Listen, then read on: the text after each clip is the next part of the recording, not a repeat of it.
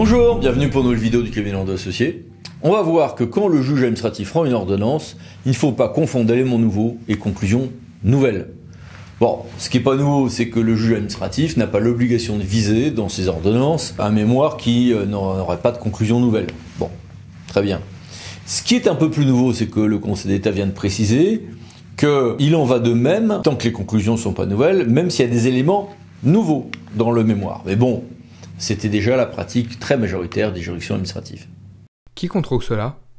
Par définition, celui qui va contrôler une ordonnance d'un juge de TA, ça va être au-dessus la Cour administrative d'appel ou le Conseil d'État, qui interviendra parfois comme juge d'appel ou juge de cassation, ou le Conseil d'État, y compris après éventuellement une ordonnance de CA. Par exemple, en 2009, le Conseil d'État censurait une CA qui avait annulé lui-même une ordonnance d'un juge de TA. Donc le juge de tribunal administratif avait oublié de viser un mémoire. Cette omission a entraîné une censure par la CA, et le Conseil d'État a dit « Bon non, il n'y avait pas de conclusion nouvelle, donc elle était très bien cette ordonnance de TA, et toi, CA, tu as eu tort de la censurer. » Bien. Est-ce une position constante du juge ?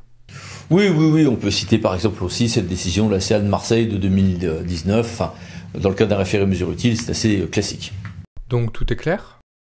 Si on veut chipoter un peu, on va quand même signaler qu'il est étrange que le juge administratif s'échine à parler de conclusions nouvelles au pluriel, alors que par définition, s'il y en a zéro, il n'y a pas de S. Sauf à utiliser les termes de conclusion comme étant toujours au pluriel, ce qui pourrait se concevoir dans le langage judiciaire, mais pas dans notre monde à nous, où la conclusion s'apprécie moyen par moyen, demande par demande.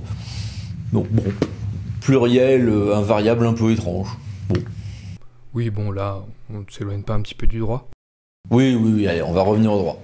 D'autant que ce régime a été donc en avril 2024 précisé par le Conseil d'État. De quoi s'agissait-il ?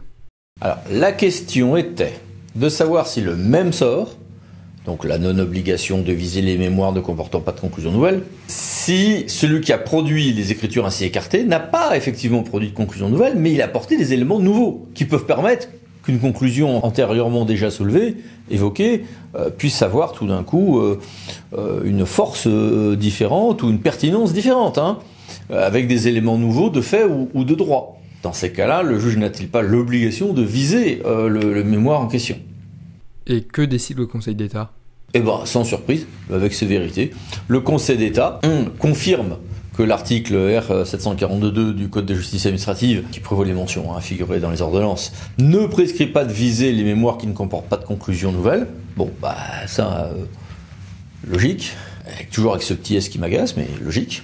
Et deux, et c'est ça qui est nouveau, précise que l'absence de mention dans les visages d'une ordonnance d'un mémoire qui apporte des éléments nouveaux à l'appui de conclusions qui, elles, ne sont pas nouvelles, n'entache pas d'irrégularité, donc c'est l'ordonnance.